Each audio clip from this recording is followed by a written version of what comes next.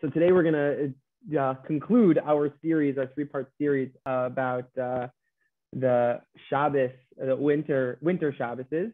I'm going to put right now again in the chat box the source sheet. Okay, so once again we're going to be concluding our three-part series on Shabbos during the winter. The first time we talked about early Kiddush and whether we can delay Kiddush, and today what I want to focus on is these periods of the 18 minutes, right? The title of this is Racing Sunset, the most productive 18 minutes of your week. So I want to focus on this time that's always a stressful time, even certainly over the summer, or even during the summer when Shabbos is late. It's always, I remember when I was in yeshiva in Israel, the joke was that no matter what time Shabbos started, people always came 5 minutes into Mincha. It doesn't matter if Shabbos is really early, it doesn't matter if Shabbos is really late. People are always coming late to shul on Friday because Friday is always a very stressful, busy time. So what I want to focus on, so that's during the summer. So imagine during the winter when when Shabbos is really, really early. So I want to take a little bit of time focusing on how we deal with like halacha l'maisa in practice when Shabbos starts really early. I want to focus calling this the period of the 18 minutes, but we're going to talk more than just the 18 minutes. So first is the 18 minutes. So what is this 18 minutes? So there's a Gemara. The Gemara, source number 1, the Gemara Masechet Yoma, says, Mibayele l'chidetanya. So we have a question. The Gemara, the Torah says, you shall afflict your souls on the 9th day of the month in the evening. So yachol yatchil v'yit'aneh b'tisha temud lomar ba'erev. So one might have thought that one should start to afflict oneself on the 9th of Tishrei. Therefore, the Torah says, ba'erev, telling you that it has to be at night, on the 10th. But if it's at night, one might think that the fast starts only when darkness falls. Talmud Lomar B'tisha, so it says on the 9th. Right? So we have two different things. That Yom Kippur is really on the 10th day of the month, but the Torah talks about how we're fasting and afflicting our souls on the 9th day of the month. And so is it 9 or is it 10? It's not a 2-day fast, right? So the Gemara answers, so we learn from here that we actually start the fast. Yom Kippur officially starts Ba'od Yom while it's still day, before halachically the 10th day of Tishrei has started. Mikan shemosifin mechol al hakodesh. From here we see that we take from non-sacred day, from chol, and we apply kedusha to it. We apply sacred. So that means that it doesn't matter what time Yom Kippur, you could look at the clock. Okay, Yom Kippur is supposed to start at whatever time sunset is, or whatever time it's supposed to be. We add to that, and we start Yom Kippur a little bit earlier. That's part number 1. We start Yom Kippur starts slightly early. The Gemara continues. Okay, this is only at the beginning of Yom Kippur. How do I know that one adds time at the conclusion of Yom Kippur? Talmud Lomar, me'erev ad erev. The Torah says from evening until evening, implying, reading the Sefaria translation here, implying that one adds at the end as well, just as he does at the beginning. Veinli ela Yom Kippurim. But this is only Yom Kippur, right? Where this all, we learned everything here about from Yom Kippur. So what about other days? Minayin? How do we know festivals, Shabbat? How do we know other days that there's also this concept of Tosefet Kedusha, Tosefet Shabbat, Tosefet Yom Tov, Tosefet Yom Kippurim, that we add and we start the day of Yom Kippur early? How do we know that it happens with other days? Minayin? Talmud Lomar Tish B'tu. Ainli Ela Yamim Tovim. That might only be Yom Tov. Shabbat mi Shabbatot minayin. How do I know Shabbat? Talmud Lomar Shabbatchem. HaKetzad. So what does it mean? Kol makom shnemar shivut. Mikan shemosivin michol al hakodesh. So we learn out the Gemara here learns out anytime we have the word shvut, or anytime we have this special word shvut associated with a day, that means that there is a requirement that we start the day early. If Yom Kippur is supposed to start, or if Shabbat is supposed to start at 6 o'clock, so we have to start Shabbat before then. We're bringing Kedusha of Shabbat in while it's still weekday. Now that's what this Gemara is saying, and saying that it's across the board. Shabbat, Yom Tov, Yom Kippur, but it's learned out from Yom Kippur. But we're seeing that it's applying here on Shabbat. So what is this Tosefet? That we're adding something. How much does one have to add? So there's a Tosfot, Masechet Beitza, source number 2, the Perushat Tosefet. So that which, when we talk about adding, you have to add. You have to start Shabbos a little early. You have to start Yom Kippur a little bit early. Lo huvrar hashiur. The amount of time that you have to add is not clear. It's not said anywhere. The Gemara never says, oh, you have to make sure that you start Shabbos 18 minutes before sunset. Or, oh, you have to. It doesn't say that. It doesn't tell us at all when we're supposed to start the adding to this kedusha. So he says, okay, so just got to be careful that you stop early enough that it's still during the day. Meaning, so we're talking about Shabbos, let's say, or Yom, we'll say with Shabbos, because there's this idea of adding to Shabbos, to starting Shabbos a little early. We don't know how long it has to be. So let's say it's okay. So just be careful. Make sure to stop at some time before Shabbos actually starts. Right, so that's what the Gemara, and that's what Tosfot says. So source number 3 is the Shulchan Aruch. Shulchan Aruch, major code of Jewish law, says Yesh Omrim shetzarich leosif mechol al kodesh. So there are those that say that you have to add from chol, from the weekday onto Shabbat. That is to say, you start Shabbat a little bit early. Ratzah lasoto kulo tosefet oseh. Ratzah laso mimeno kitzado oseh. You want to make it a long period of time? You want to make it a short period of time? Up to you. You can add however much you want. You just have to make sure, the Shulchan Aruch says, you just have to make sure that you're taking some time that's pre-Shabbat and you're applying Shabbat to it. You want to take 20 minutes? You want to take 45 minutes? You want to take an hour? You want to start Shabbos already at Plag HaMincha much earlier? Do whatever you want. But start as early as you want. Just make sure that you are starting it to give you some tosefet, that you're not starting Shabbat at the exact time. You're starting it a little bit early. That's what the Shulchan Aruch here is saying in source number 3. The Aruch HaShulchan, in source number 4, there's a commentary formulated, I call it a commentary on the Shulchan Aruch. It's a halachic work following the structure of the Shulchan Aruch. 3 sort of gives a little bit more of an explanation. He says the following. He says, Kol makom shene'emar shvut, kolamar shvita, mosifin mechol al hakodesh. In any cases that the Torah says rest, we add from weekday into holy day. Right? He's referencing, of course, the Gemara that we saw earlier. And that's what the Shulchan Aruch wrote, which we also saw. Yesh omrim shetzarich leosif mechol al hakodesh. Ayin Shabbos. Because that's what the Beit Yosef, the Shulchan Aruch, ruled, that we should make sure to start Shabbat early. Start Shabbat a couple minutes early. What is that? That's based on this passage in the Gemara. Then he addresses the language, though, of Yesh Omri. So the Shulchan Aruch had said there are those who say that you have to start Shabbat a little bit early. So Aruch HaShulchan here is going to wonder, why does it say there are those who say? Why not say it? Isn't it the Talmud is pretty clear? No, what is this coming from? Why is it there are those that say? So then he continues. Katav lashon yesh omrim mishum deharambam dehatur lo hiskiru zeh rak b'tosefet yom kippurim. For whatever reason we're not going to go into right now.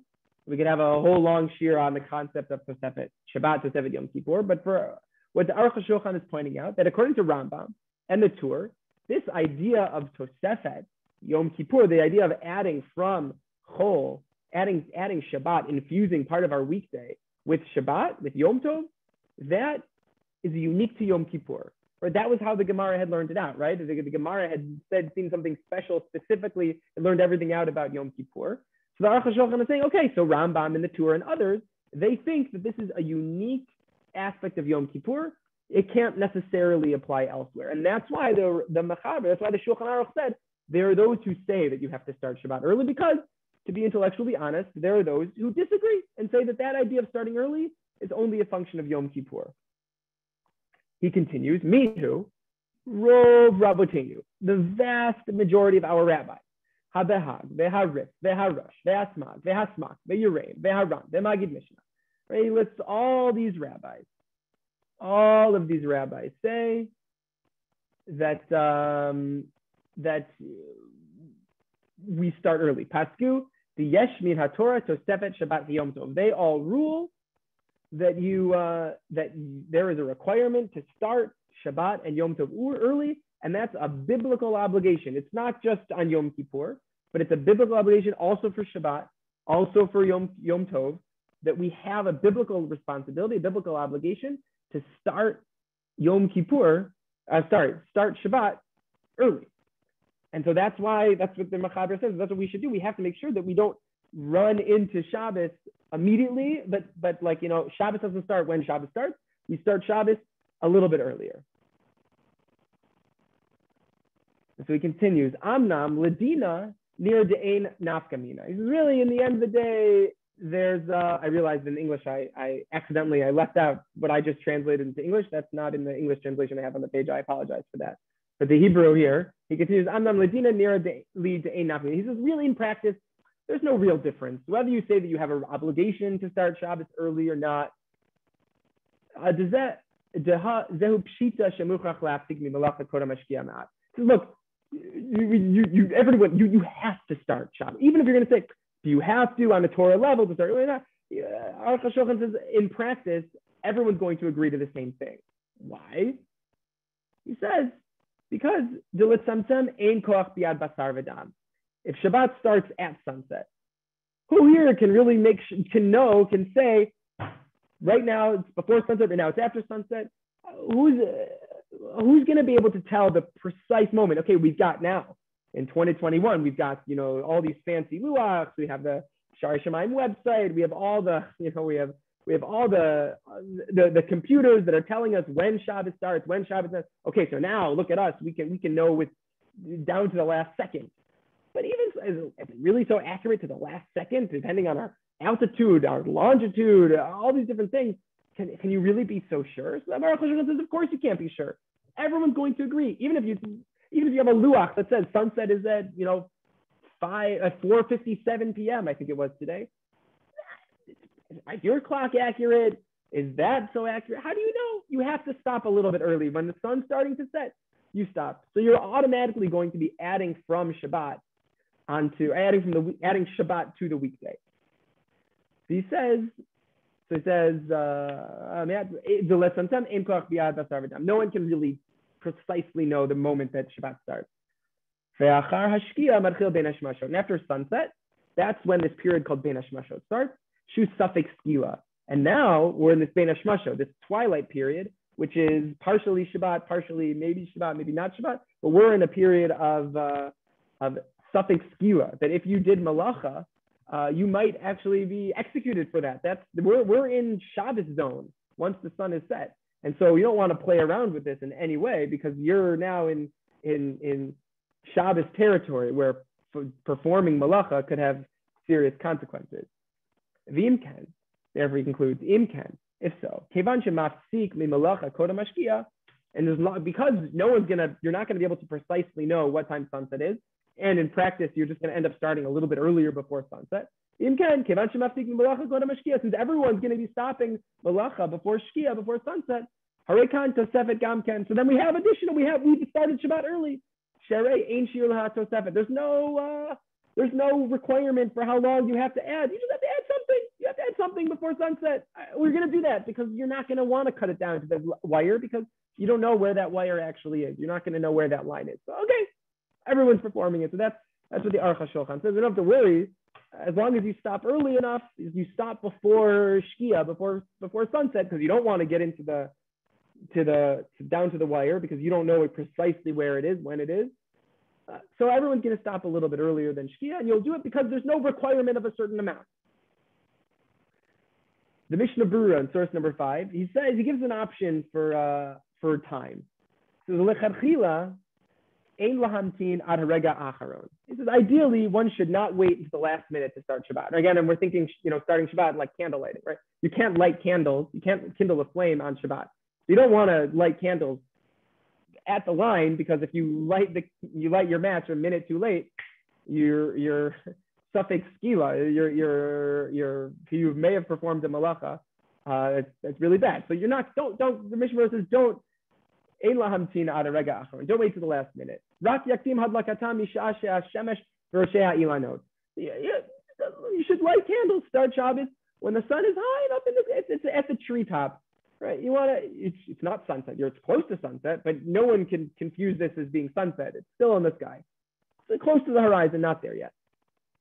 ומי שמחמיר על עצמו, ופירש עצמו ממלאכה חצי שעה, או על כל פנים שליש שעה קודם שקיעה, אשרי לו. If you want to be careful, you want to light candles, you want to start Shabbos 30 minutes before Shkia, or at the very least 20 minutes before Shkia, Ashrei lo. You're very fortunate. That's great. And everyone's going to agree that if you start 30 minutes early, candlelight, sunset is at 4:57. You light candles at 4:27. You're 30 minutes early. Everyone's going to agree that you've started Shabbat early. You've captured Tosefet Shabbat. You're infusing the next 30 minutes with the sanctity of Shabbat, even though the sun hasn't even set yet. Everyone's going to be happy with that. So the Mishnah Berurah here seems to be advocating 30 minutes, 20 minutes, but he's saying you don't have to do that long. You just really, really shouldn't cut it down to the wire, because as we've seen, it's really hard to know that precise moment that Shabbat starts. So I recommend doing a little bit earlier. So that would be, lighting candles 30 minutes before sunset or 20 minutes before sunset. But what about this 18 minutes? Where does this 18-minute thing come from? There's this responsa of Rav Moshe Feinstein in source number 6. So someone asked about this idea of 18 minutes.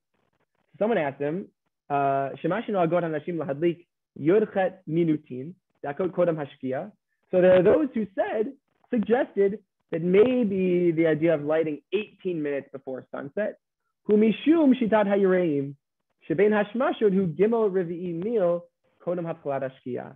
Maybe the reason where does 18 minutes come from? It wasn't 30, it wasn't 20. So there are those who wrote to Rav Moshe saying 18 minutes because that's when Bein Hashmashot starts, according to the position of the Re'im. The Re'im, it's without getting into the technical aspects of the dating and what time sunset is and how to compute sunset to stars out. It's how long Bein Hashmashot is, how long Twilight is, without getting down that confusing road. Suffice it to say that the Re'im believes that you see the sunset, 18 minutes before that is Bein Hashmashot, is twilight. And so according to him, that means that you can't do any work already after minute 18 or 18 minutes before sunset, because 18 minutes before sunset is when twilight starts. And so that's the time that you have to make sure that you're not performing any malacha. So that's what this person suggested to Rav Moshe Feinstein. He says, lo mistaber. He says, that doesn't seem to be logical. The correct, shemen hag hu mitzad shita zo. Ella hu letosefet. It doesn't seem that it's about this. Rather, the idea that people starting 18 minutes earlier is not because they believe that mikar hagdin, strictly speaking, twilight, Bein Hashmashot started that early. No, that's not it. That's not it. The idea is it's tosefet. The idea is that you want to start Shabbos a little bit early. And so Mishnah Berurah said 30 minutes, 20 minutes. Okay, so this is 18 minutes. He says also you should know that in many places, there are many places where women light 10 minutes before sunset. He says,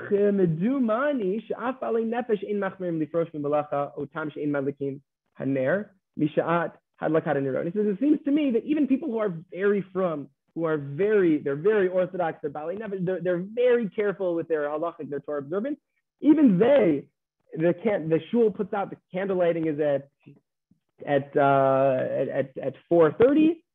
They're not lighting candles at 4:30. They're lighting candles at 4:35, maybe at 4:40. Rosh is saying, look, I see people to say that you have to light 18 minutes before and you can't go a minute later. He says that's not what's happening. That's not how people practice. That's not what we do. People light even after the candle lighting is within a period of 18 minutes before sunset.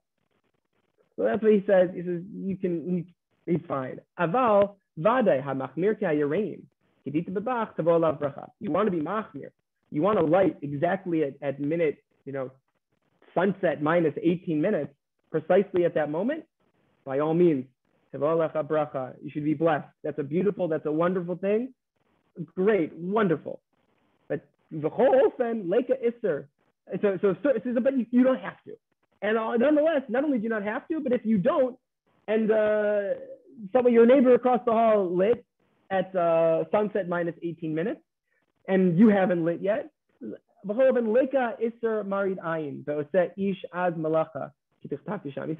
you don't have to be worried about marid ayin. You don't have to be concerned about what does it look like. I think he's saying is everyone knows this is not Shabbos yet. This is Tosefet Shabbat. You're adding to it. And so since you're adding to it, you can, this person wanted to add 20 minutes. This person wanted to add 30 minutes. This person, because it's crazy because I got to get my kids to the bath and I got to finish making lunch, making dinner, and I got to get to shul, I got to shower, I got to shave. Okay, so you know what? I lit candles 5 minutes before sunset. Okay, that's fine. That's fine. I did it, and that's okay. And there's no concern about Marit Ayin. So that's how we basically how we practice. Okay, ideally, you should light it at minute when the shul says candle lighting is best to light then. You want to light before that? By all means. You want to light after that? You don't have a chance to light till after that? Okay, you can go into that. You can light, sunset minus 10 minutes. It's not ideal because the closer you get to actual sunset, the closer you're getting to the time that's really hard, the way the Aruch HaShulchan said, really hard to be mitzamtem. It's very, very difficult to be exacting and precise on that. So, okay, you can go into those 18 minutes, but you really don't want to, because if you do and you get too close, you may have violated a biblical, you've been a suffix skila, potentially capital crime by kindling the flames or whatever you're doing then. So you really don't want to go down that road. Right, so that's the bottom line for this. Shabbos is starting really early. You want to maximize as much time as you can. You need to go into those 18 minutes, go into them, but you want to start Shabbos as quickly as you can. You don't want to drag it into Shabbos, either because it's impossible for you to know directly, and because maybe there's a biblical requirement to start Shabbos early, this idea of Tosefet Shabbat. And that's part one. That's this concept of the 18 minutes, where this comes from. I should note, by the way, in different communities in Israel, the practice in Tel Aviv, in the practice of Yerushalayim, and other cities, it's different communities have different standards for how much earlier than sunset do they light candles with candle lighting time. So you see that it's not a hard and fast rule. It really is subject to communal norms and what people do there, but you can go later, but it's ill-advised. A, because Tosefet Shabbat, it could be a biblical mitzvah to start Shabbos early, and B, because you really don't want to cut it too close to the line when Shabbos actually starts. Okay, that's part one. Any questions on part one before we move on to part two?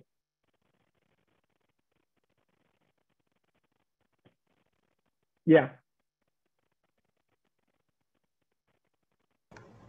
I don't see the source sheet. Oh, okay. Okay, so here, let me put it in the chat box again. Thank you. Sure. Okay. Oh, I see. If you click on that, it'll turn into a Google Doc. Just a cute story, Thank Rabbi. you. I don't want to take all your time, but when I was working in my office on Friday, I would always say at 12 o'clock, I would not take any phone calls. I would not open any files. I would not see any clients. At 12 o'clock, I was ready, and that way I could get home before Shabbos got in it. Well, as you can appreciate, I would be lucky to get home 1 minute before Shabbos, even though I started closing up at 12 o'clock. Yeah, but there you go. That's a fact of business life. Yeah, and Rabbi Bergman, I think it was last week, between Mincha and Rabbi Bergman was talking about this. There's a real idea what you're describing. There's a real idea to make sure you stop malacha earlier in the day, because once you start, it's you never know what's going to happen, and Shabbos always comes faster than you realize. So absolutely, it's a good idea. We could all benefit from getting ready for Shabbos earlier than what we typically do. Okay, but so let's say we're in this situation. You come home, you did everything that you possibly could. We'll say that you were at work and you got out as early as you can. You got stuck. Believe it or not, there was traffic on Bathurst. There's traffic on the Allen. There's traffic. You get home and you're like moments before. If you're in the 18 minutes, you get home in the 18 minutes, and you look at your clock and you realize, oh my gosh, it is 18:01. The sun has set. It's starting to get dark outside. The sun just set. I didn't finish preparing Shabbos. What do I do? This could be a problem any time of the year, but it's much more likely to happen during the winter. So Shabbos comes earlier. It's minute 18:01, right? You're 1 minute after sunset. What do we do? So the Gemara in Masechet Eruvin, source number 7. So there's a little, this is a concept, there's a concept of an Eruv. There are many different types of Eruv. Most of the times when we talk about Eruv, we typically, when people say Eruv, they think, oh, you can carry. It's the string on the power line allows you to carry. So that's one type of eruv. There's another type of eruv which permits you to travel. Right? There's a certain we're required to stay within a certain region of where we live on Shabbat, and we're not supposed to travel beyond that region. But if we make something called an eruv, that extends the amount of time that we can travel. And that eruv is, all eruvs really are, it's food. It's food that you put in a certain place before Shabbos starts. And that food and that location, by the fact that I can go and eat that food in that location on Friday night, that enables me to travel even further than I would be able to without. Without that, I only have 2,000 amos that I could travel out of the city, but I put that at the edge, I can go even further. It's without getting too far into this concept of eruv, but that's what we're talking about right here. So here it is. Netano the Elon, source number 7. So let's say you put this food that's going to be an eruv that's going to enable you to walk a further distance because you can eat that food on Friday night. So netano be'ilan. Let's say you put that food in a tree. So lamala me'asrat tfachim ein eruv eruv. If you put it in a tree above 10 handbreadths, no good. It's not a legitimate thing.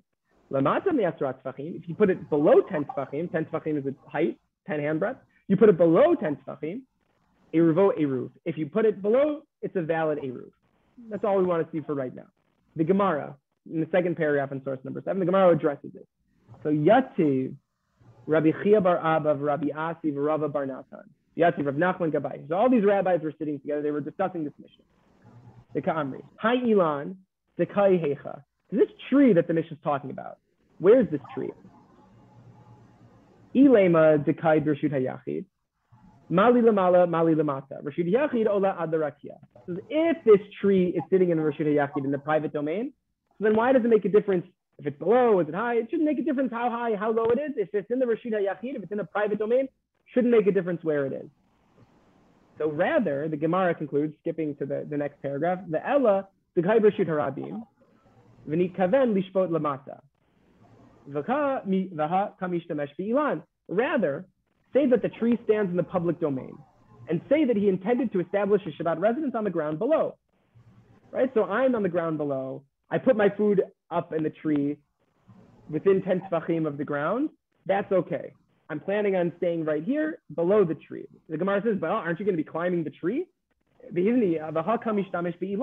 he making use of the tree? If he accesses his eruv, it is prohibited to make use of a tree on Shabbat, and therefore, his eruv should be invalid even if it is less than 10 handbreadths above the ground because it is inaccessible to him. Because if in order to get it, he would have to climb the tree. He can't climb a tree on Shabbat. And this is the whole purpose of this whole piece, is this next line in the Gemara. So if you didn't understand that at all, you'll notice this. Really, this whole position is the position of Rabbi. The Amar, and this is the key line, Kol davar shehu mishum shvut lo gazru olav ben hashmashot. Any, with regard to any prohibition, I'm reading in the English here, Rabbi Yehuda Nasi, who said anything that is prohibited on Shabbat, not by Torah law, but rather due to rabbinic decree, it's called the shvut, the sages did not issue the decree to apply during twilight, which is neither definitively day nor definitively night. Since using a tree is only prohibited due to a shvut or rabbinic prohibition, it is permitted to make use of the tree, etc., etc. The point of this is, this Gemara makes a statement, and the statement is, it is permissible. Any rabbinic prohibition, any shvut, any rabbinic prohibition, at the period of Ben Hashmashot, sun just set. I don't know what I'm supposed to do right now. The sun just set. What can I do? Shabbos started. The Gemara here is saying, this twilight period of Ben Hashmashot, shvut is permitted. Certain rabbinic prohibitions, I'm going to say certain, we're going to get to that in a moment. Rabbinic prohibitions are waived. As long as you're still in that twilight period, it's a minute or two right after sunset, it is permissible to violate a rabbinic prohibition. You're not really violating it because the rabbis didn't say, they said our prohibitions only start later, not during this twilight period. Source number 8, the Tur, Orach Chaim. Kol shvut derabanan mutar ben hashmashot letzorach mitzvah. It says any rabbinic prohibition is permissible during ben hashmashot for the sake of a mitzvah. What is a mitzvah? To go and litol eruvot, to get your eruv, like that's the case that we just read in the Gemara. Hamunach b'karmelit, it's in a karmelit, which is a rabbinically prohibited domain. Oh, la'alot acharav bilan, or climbing a tree. Only told me manu lulav, or to get your tree, you for whatever reason you left your lulav on top of the tree. You want to climb up there, okay? Oh, sheyat tarud, v'hutzrach laser peirot. Or you were very busy, you didn't have a moment to do it, and you didn't have a chance to tithe your fruit. You can tithe your fruit. Bein hashmashot. The chen katav hari, and the Ri also says, shemutar lomar la'akum bein hashmashot la'likaner. And you can also, the Ri says, look, you know what else is a rabbinic prohibition? Asking a non-Jew to do work for you. You realize Shabbos just started. You didn't turn your lights on. Oh my gosh, it's twilight. Sunset just happened, but we didn't light. Our lights are not on. So to light the lights on my own, I can't. But to ask a non-Jew to light it for me, asking a non-Jew to do malacha is a rabbinic prohibition. So the Ri said you can ask a non-Jew to do work for you during this period of Bein Hashmashot because the rabbis didn't institute their rabbinic prohibitions during this time. This is a key piece. Beit Yosef in source number 9 says also on this piece of the Torah, commentary on the Torah, source number 9, he says, Mashma didavka l'devar mitzvahu. Delo gazru alav dumya dahi matnitin de be'ervin chuminhi. The kaimlan de'ein ma'arvin ela l'devar mitzvah. He says, look, the implication, can you do this for anything? Can I say, you know what, I want to finish playing my video games right now? It's the sunset just started, but okay, but I want to finish playing it. Can you do that? No. The implication is that it's only for the sake of a mitzvah. Because how do we learn this whole time? We learned this whole thing from Eruv. You can do an Eruv only when there's a mitzvah that's going to come about from it. So he says, okay, the Kaimalan Eimar Devar mitzvah, we only allow you to make an Eruv for a mitzvah purpose. Avam b'makom deleka Devar mitzvah bein hashmashot nami gazru mishum shvu. But then Yosef says, no. The only time that you can do this is when what you're trying to do is a mitzvah. If it's not a mitzvah, if it's just you want to do this rabbinic prohibition, so you want to wait till Bein Hashmashot, that's not how it works. If it's related to a mitzvah, you need light to be able to see. You need to tithe your fruits to be able to eat them. Something that's related to a mitzvah, get your lulav, get the shofar, whatever it is, get whatever it is. They weren't, in that case, because it's related to a mitzvah, the rabbis didn't enforce a rabbinic prohibition. This is then codified in the Shulchan Aruch in source number 10. This is still the Beit Yosef writing in source number 10. Kol hadvarim shehem asrim divrei sofrim. Anything that's rabbinically prohibited. Lo gazru alehem bein hashmashot. They did not say that it's prohibited during this bein hashmashot twilight time period. V'hu sheyehei shem devar mitzvah o dochek ketzad. So it's got to be either a mitzvah or some pressing or dochak, some pressing circumstance. Ketzad, mutarlo bein hashmashot, la'alot be'ilan, o lashut al pnei hamayim, lavi lulav. So, you could do, if bein hashmashot, is sun just set, and you realize, oh, I need to get the lulav, I need to get the shofar, whatever it is, you can do that. Chen morid meha'ilan o motzi me'akarmeli. You could go down from a tree, you could take something from a karmeli. Eruv shesta. So you could do that because it's for a mitzvah. Chen im hayat tarud v'nechpaz lo davar shehu mishum shvut. Mutar ben hashmashot. Mitam zeh mutar lamar ben hashmashot la'akum ladlik ner lo ner l'shabbat. Similarly, if one was bothered, anxious, there was something that they couldn't do, they didn't get a chance to do it. Again, it's not like playing video games. It's something major that you need to do for. It was something really big that you didn't get a chance to do it. So you could ask, because you're tarud and nechpaz, you could ask a non-Jew to do it for you. And therefore, he says exactly what we saw the Tur quoted the Ri, that if it's bein hashmashot, you can ask a non-Jew to light Shabbos candles for you. So it's 1801. Sunset just said, oh my gosh, I didn't light and do anything. So you have the opportunity to light the candle yourself. You can't do it. It's biblically, you can't kindle a flame. But to ask a non-Jewish neighbor to come by to light the candle for you, to light a flame for you, that you can do. You can't do that if it's too late. But in the moments after sunset, during this twilight Bein Hashmashot time period, it's acceptable to ask a non-Jew to do this for you. The Mishnah Brura hedges a little bit, pulls it back a little bit, and he says, Kol hadvarim b'chulei. The Shulchan Aruch said any rabbinic prohibition. So the Mishnah Brura says not really any prohibition. It says Alishna de kol lav dafka. Yesh dvarim she'isurim yishdiram edivrei sofrim gazu alehem bein hashmashot af l'tzorach mitzvah. He says there are certain things that are still rabbinically prohibited even during the bein hashmashot time period, and those are things that tam mishum dehem krovim lavo lidei malacha gemura deoraita. that's the things that are still not good bein hashmashot. Those are things that if you do them, you are very close to violating a biblical prohibition. Those types of things the rabbis didn't allow because the reason they prohibited them was because they don't want you to do the biblical prohibition. So they're going to allow you to do it here, but this is still quasi Shabbat. So these types of things, Mishmur says they were never lenient for those types of things. They're only lenient for things that are in this category of shvut, that are things like asking a non-Jew to do malacha for you, that are never going to actually, you're not going to do them and accidentally almost end up performing a malacha. So that's the Mishmur says, if you have all rabbinic prohibitions, it's not. But certainly asking a non-Jew to do malacha for you, to light your Shabbos candles for you, that there would be no problem with. The Aruch HaShulchan, again, that we saw earlier, source number 12. Be'er Dvarav, so he explains this idea. Davar mitzvah tamid mutar b'shvut bein hashmashot. If it's something that's a mitzvah, it is always permissible bein hashmashot during this twilight period to violate a rabbinic prohibition. Ve'ilu ledavar harashut im hayat tarud v'nechpad lo haya yachol lasot mikodem mutar gam b'tzorchav. If it's something that's not a mitzvah, then if you were totally consumed before Shabbos and you didn't get a chance to do it, that's when it's mutter. That's when it's permissible. The be'emet milashon hashas become mekomot. You just look in truth. You look in the Talmud, all the places that it mentions this idea that rabbinic prohibitions are not enforced during the twilight time period, entering into Shabbat. Shemar shvut lo gazru ben hashmashot. Mashma Gam adavar reshut kai. The implication in all those cases, it doesn't seem to say that it's unique to mitzvah. It could be applying to other cases as well. Mihu, however, midlo matzinu davar zeh b'chol makamot rak gabe eruvei tchumi. He says, look, it never says explicitly it has to be a mitzvah, so it might not only be a mitzvah, but all the cases that it brings it up is all talking about an eruv. So it's always talking about a mitzvah. The kaimalan de ein ma'arvin el ledavar mitzvah v'ilo lo mitzvah gemura el lekabel pnei chavero ve'afilu tayel. But so we always allow this. We allow this violating rabbinic prohibition when related to eruv, but because it's a mitzvah. But the bounds of what a mitzvah is very broad, right? Even if you're going to greet your friend or go on a walk, that would still be in the qualification of mitzvah.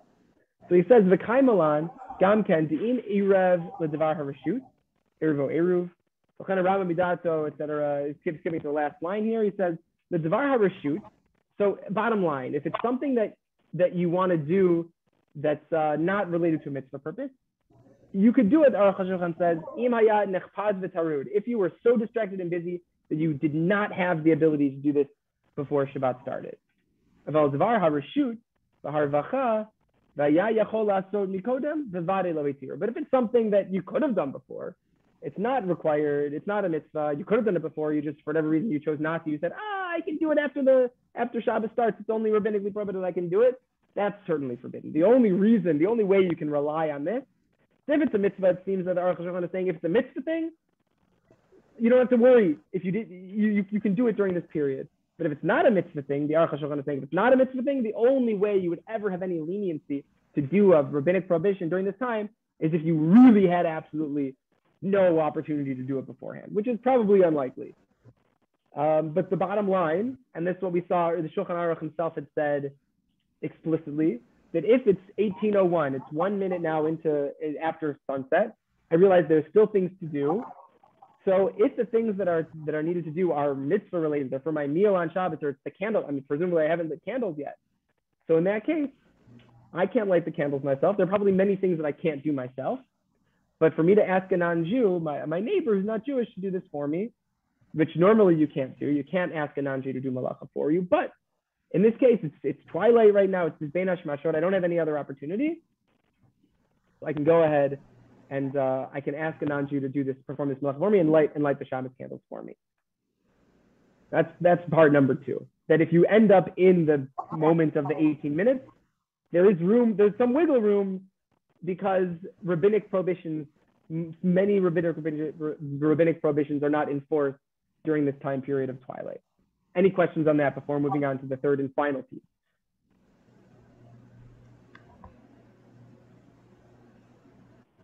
Okay, so the third and final piece Yeah, Charles, do you have a question?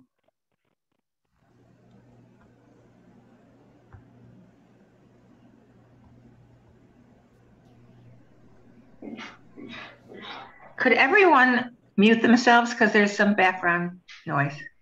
Thank you. Okay. Charles, you're not unmuted yet. Do you want to just type it in the chat box?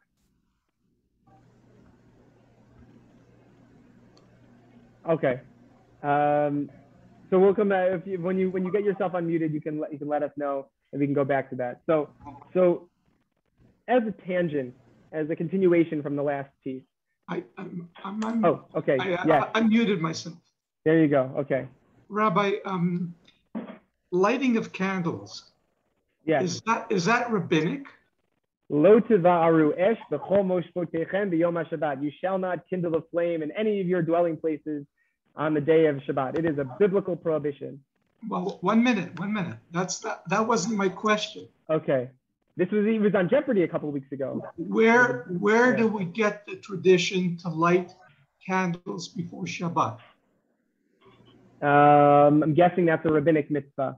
So I'm not sure. Zachor v'shamor, right? We why specifically with lights? I'm not sure. I'd have to. I don't think I've ever really thought about that, but. So it's rabbinic, right? Right. That's what I need to know. Yeah. So lighting the candles, but the mitzvah would be a rabbinic mitzvah, but the act of me striking the match would be a biblical violation. So I can't do that. But I could ask someone else to perform this mitzvah for me. Okay. And that's that's what we would do. We would say you should ask someone to do it for you. But let's say you didn't have the non-Jew there. This is going to be the third part of this. Let's say there was no non-Jew. Everything was taken care of. You were able to manage everything, but unfortunately you were so busy with everything and you realized, oh my gosh, I didn't light Shabbos candles. And there's no non-Jew for me to add. I live in 3,000 Bathurst. They're like 95% of the people who live in my building are Jewish. It's hard for them to find a non-Jew. I couldn't find a non-Jew. I couldn't light. I didn't light. So what do we say now? This is the third thing, missed candle lighting entirely. There is an opinion quoted by the Ramah, by the Ashkenazic authorities, source number 13. He says, you have you could light as many candles as you want, at least 2. If a woman, it's assuming a woman, because even in 2021 in very progressive communities, it's still lighting Shabbos candles in a married household oftentimes falls on the wife. Many times falls on the wife. So that's what the Ramah is assuming. Ha'isha sheshachacha pam achat lehadlik madleket kol yameha gimel neirot. He quotes this idea that if a woman forgets to light Shabbos candles, she has to light a third candle every week after that. The Mishnah Brura, source number 14, said, this is Gimel Neirot, 3 candles. Why? What is 3? What do you mean 3 candles? Mayri b'shahaita regila b'shnayim. It's assuming that she normally lights 2. She forgot 1 week. So she has to light a third one. And if she normally lit 3 candles, so then the punishment or the response you'd have to do is light 4 candles. And if she forgot for several weeks, she has to add 1 additional candle for every week that she missed. All this is a penalty. To remind her, to penalize her, to make sure that she's more careful for Shabbat to honor. Since the whole reason is because it's a punishment, it's a penalty to say you should have been honoring Shabbat more, and here you totally forgot about candle lighting. Since this penalty is like this, if she was unable to light, not because she forgot, but because she was barred from lighting, and she didn't light, she was in prison, or something like that. She doesn't need to add anything, because the reason she didn't light wasn't because she was negligent. She did not light because she forgot about the sanctity of Shabbat. She didn't light because she lacked the capacity, the freedom, the ability to light. The Shmirat Shabbat Kilchata, contemporary compendium of the laws of Shabbat, explains, it broadens it. You don't have to be in prison. There's a memoriam, the shachacha, that she forgot. If she didn't light because of ones, she couldn't. Instead of saying in prison, he has it here. Let's say she had a sick kid. The kid was throwing food all over the kitchen. I don't know. She did not light because she forgot. Because she was too busy, binging Netflix. She said, "Oh my gosh, it's okay, I forgot to light." No, it's because she was busy running around with everything, and she didn't have an opportunity to light. Had she had the opportunity, she certainly would have lit. She didn't forget. She didn't have the ability to. She couldn't. So if that's the case, Shmirat Shabbat Yochata says, "Eina tzricha," so she doesn't need to add anything. So I would say most of the time that you're coming, it's a Friday night, and you realize, "Oh my gosh, it's minute 18:01." It's unlikely that I forgot to light. It's more likely that you wanted to light, but there were 1,000 other things that you were also trying to do at that time, and things took longer than they were supposed to. You didn't get to the point, and so you couldn't light. And so it's probably likely that nowadays, someone who didn't get the opportunity, they couldn't, then this penalty would not apply. And also, on source number 16, Rabbi Eliezer Malamed and all the contemporary posek in source number 16, he says, "B'chol zeh b'tnai shelo haya sham or klal." So all of this is assuming that there was no light at all. If there was an electric light bulb, even though they were not lit to honor Shabbat,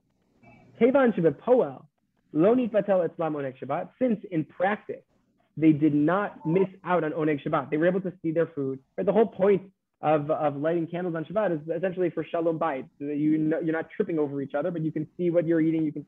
So if you had lights lit already in the house, someone turned on the lights. So already you have Oneg Shabbat, you're able to see. Okay, so you didn't do the mitzvah the way it was supposed to be done. You didn't make the bracha, you didn't do everything that you were supposed to do. And still, the Pnei Halacha says, she does not have this penalty of lighting a new candle every week, because in the end of the day, you had what you needed. You had light. Now, that's the fundamental purpose. That's the reason that the mitzvah of Hadlakat Nerot exists. Okay, don't take that as an explanation to not light Shabbat candles on Friday night. It's a mitzvah. It's a beautiful thing. And not everyone agrees with the Pnei Halacha in this manner. But I think for the most part, I'd say for the questions, this came up with me once. That was the guidance that I received in practice. I think most people practice in this way. That if there's already light, especially if you turned on the light for the sake of Shabbos, if you said, "Oh, it's going to be dark in here, I want to make sure there's lights on for Shabbos," so then I think even in that case, everyone would agree, because then you're lighting for Shabbos. But even if it wasn't like that, according to Pnei Halacha, as long as there was some light on in the house, you wouldn't have a concern of not fulfilling the mitzvah, and the penalty would not exist. So bottom line for this last piece, it's into the 18 minutes. You're out of the 18 minutes. It's too late. You didn't light, and you had no opportunity to light. So if it's a situation where you didn't light because you just forgot, Shabbos wasn't as much of a priority as it should have been, and you just simply forgot, so then there would be a penalty. But if you had the lights on already, and the reason you didn't light was because you were honest, you were trying to light, you really wanted to light, but there were just all these things got into the way. You had a sick child, you were in prison, I don't know. In those cases, then the penalty would not apply, and one would not have to light additional candles after that. And so that is a little bit on to racing sunset into the understanding these 18 minutes. Now we've changed the clock. Shabbos is getting early, and it's continuing to get early and early every week. But hopefully this will give us a little bit of an idea. This 3-part series will help us out a little bit as we have the opportunity to celebrate Shabbat earlier in the day on Fridays. Any questions on this last section, or on anything that we've covered today, or to be honest, on anything that we've done over the last 3 weeks? Rabbi, yes. Does the 18 minutes also apply on Yom Tov, or is it just for Shabbos? Yeah. So we saw the Gemara had indicated that it applies on anytime there's Shvut, anytime there's or Shavuot, I guess. Anytime there's it's Yom Kippur, Yom Tov, Shabbat. The Gemara had applied it to all of them. So we saw it seems like Rambam and the Torah think it really only on at least a biblical level applies on Shabbat, but many other authorities believe that it applies across the board. Shabbos, Yom Tov. Yeah, it would be the same.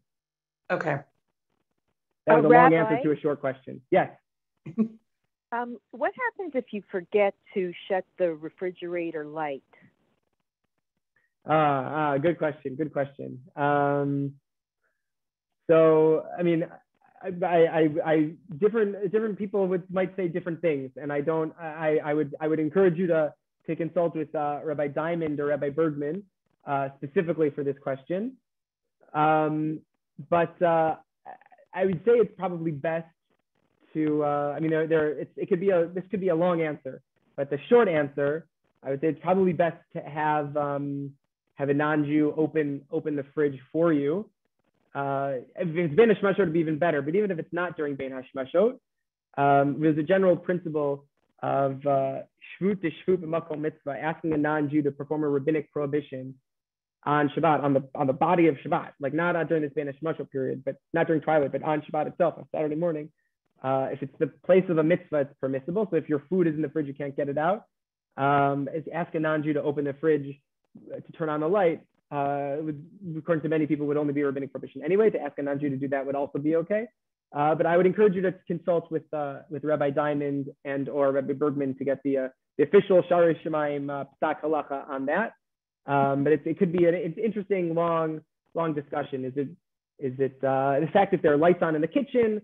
Then when you open the fridge, does the light that turns on, does that really add anything? If the lights are already on in the kitchen, there's a lot to discuss about that particular question and what the malacha is, how likely the malacha is going to be, what the impact of that. There's a lot that goes into that. So that's an even longer answer to a short question. I would say ask Rabbi Diamond or Rabbi Bergman. But if you don't ask them, ask them. But we can talk further after. Thank you. Sure. Yeah, Gail, go ahead. I'm gonna stop the recording right now, but everyone can stay.